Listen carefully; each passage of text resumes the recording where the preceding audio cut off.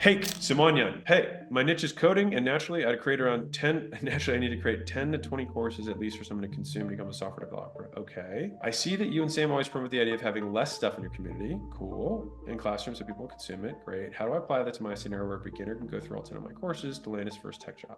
Okay. So I'm going to quote Elon here because I'm not going to say that I can rewrite the coding industry in 30 seconds as a response here. But I think Elon has a really great point, which is if you want to teach people how to use tools, then you make all these courses about how to use a wrench, how to use a screwdriver, how to use a drill, and it's very boring and no one remembers anything. He said, but if you say, hey, let's build an engine, then as soon as you open up the hood, they're like, oh, we have to take this thing off. We're going to need a wrench. And so it gives a framework for people to remember the utility of the skill, because now you're using the skill in context. You're using it in the context that you will actually use it to make money. And so I don't know how people teach coding, but I would imagine that me personally, if someone had 20 courses, but each course was how to build this, and it doesn't have to be necessarily linear, but it is based on how real world learning would work, which is based on a goal. You'll probably learn a lot faster. Like most of the best coders, per my understanding, just started coding at a young age because they wanted to solve problems. And they learned all these ancillary things to solve problems in the moment, and they remembered them because they solved that problem in the past. And a lot of coding, from what I understand, is like engineering, which is just problem solve. All right. And so I think that I would bet a very sexy version of this, instead of 10 or 20 courses around the languages or whatever, simply saying what's the benefit of the code course, which is the thing you're going to be able to build as a result of learning the skill. That attaches a very real monetary value to the outcome and probably makes teaching it more fun and definitely more memorable for them. Alex's 2 cents as a non-coder. Braden. So by the way, think about it this way for a second, because again, I know nothing, but this is me just reasoning from, brain stuff. Rosetta Stone and the other one, I can't remember what it's called, Pimsleur, are 2 language teaching programs that teach languages faster than traditional schools. And the way they do that is they start with the things that you'll immediately need to like converse. And so if that's how they teach foreign languages, coding is more or less, per my understanding, a foreign language. And so I think if you were to reposition coding and think about it from that perspective, this is me just reasoning from how I would approach it, not necessarily what is, but that's me just going from bottom up. All right. Hello there, Mr. Hormozi. Hello there, Blazej. I help people become programmers. Super cool, which is a pretty long-term process. Fair. I struggle with collecting testimonials. Already got some after a year. Great. Any tips on making a faster process? Well, it depends on so think about it this way. What are the smaller milestones that indicate progress? So it might be like being able to code a basic web page. I don't know. You know this stuff better than me, right? And you could create real life milestones for what level, how long it takes to do these things, and what income is associated with that skill. Like this very much can be a video game milestone of like, if you can learn how to build a website, which takes a week, that's like interactive, like you can make $80,000 a year. If you can learn how to code an app, which takes 2 months, you can learn this. And then you just compare that on an alternative timeline, which is a 4-year college degree, and what they make on average. That's how I do it. I break it down into real life milestones that people can understand, and then the income associated with each of those levels, either as an independent contractor or salary. And I would actually even spell out both, which might be like average Upwork fee is $1,000 for this thing. Thing takes X time, extrapolated hourly rate. This is how much you make per year.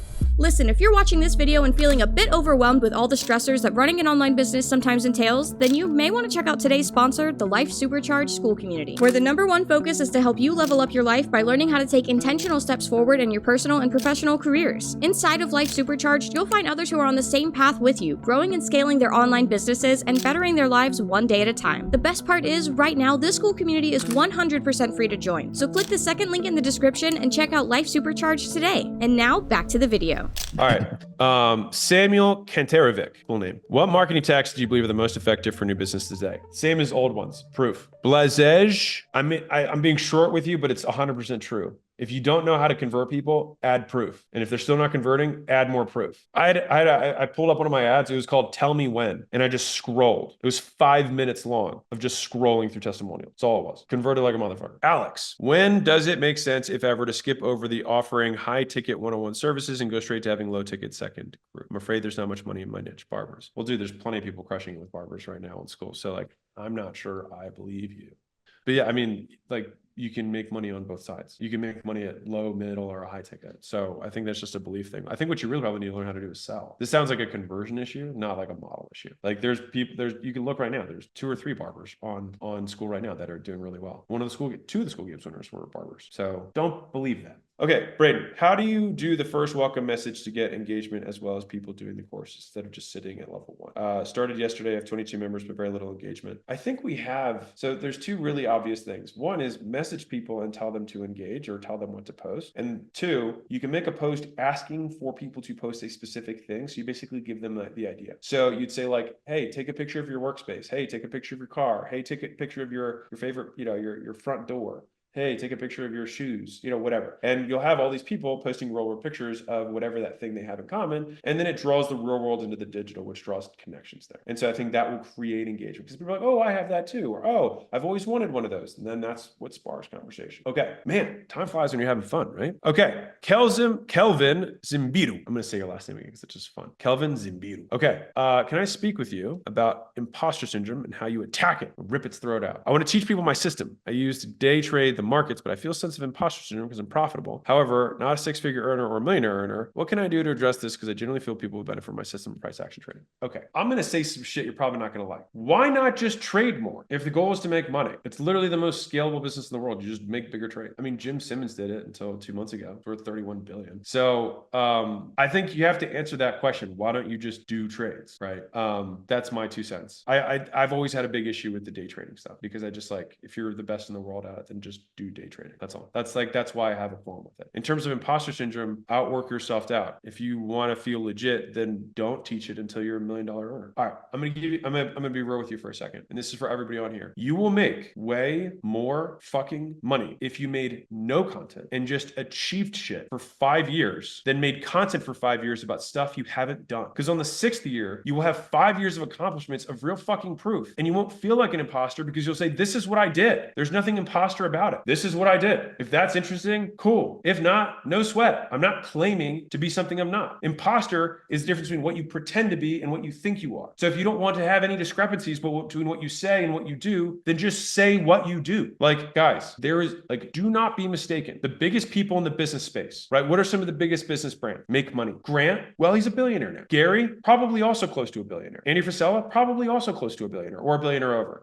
He's over that. Ed, billionaire. So like you trying to make business content when you're not a billionaire is tough because you're competing against billionaires and they have proof. I told you if there's one theme on this call, it's proof. And some guys are trying to skip the proof step. The first chapter in fucking Leads was get proof, was get 10 people, get 20 people to work for free, or you work for them for free. Get 20 slaves. Get 20, you work for them for free. Get testimonials, get proof. And if they won't give you testimonials, keep working for free until you do. My first business, I did for free because I didn't have proof. And I was already jacked and shredded and had state records. But I knew that was me. And I was like, well, let me see if I can do it for other people. Then I did it for other people. And then I said, hey, look at what I did for other people. I might be able to help you do it too. And then you don't feel like an imposter. Like, why are you saying you can help thousands of people? I didn't say I've helped thousands of people. I said I helped these 20. If you look like them, maybe I can help you. If you don't think I'm a dick, maybe I'll help you too and you'll like it.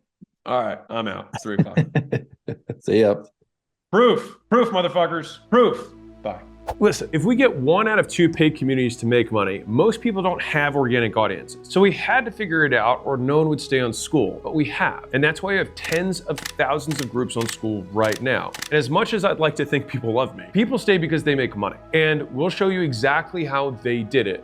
And also, just to make sure you don't get stuck on any step, I answer questions every single week. And so now's the best time to get started. So if that sounds at all interesting, the best part is you can start a community of your own absolutely free. Worst case, start for free, you decide to quit, and then you can take all the training that other people charge thousands of dollars for with you for free. Best case, you take a zero risk move and build an online business that could change your life forever. And to be clear, I'm not asking you to decide yes or no today. I'm asking you to make an informed decision. That's it. And the only way you can do that is on the inside, not on the outside. So get inside and see if everything that we say is true and valuable to you. And if you get in and decide it's not for you, no sweat. But you can't truly make an informed decision right now for the same reason you don't buy a house without looking inside of it first, or test drive a car before buying it. So this is a guaranteed risk-free test drive. And the only reason you can make an offer that strong is because you're confident that what you have is the real deal. And I'm fairly confident that when you sign up by hitting the button below, you're getting exactly what you need to start your online business. So you might as well give it a shot. The only other guarantee is that if you don't take this shot, you'll stay right where you are right now. But if you take action, you could be the next one coming out to Vegas celebrating how quickly you built an online business with consistent monthly recurring revenue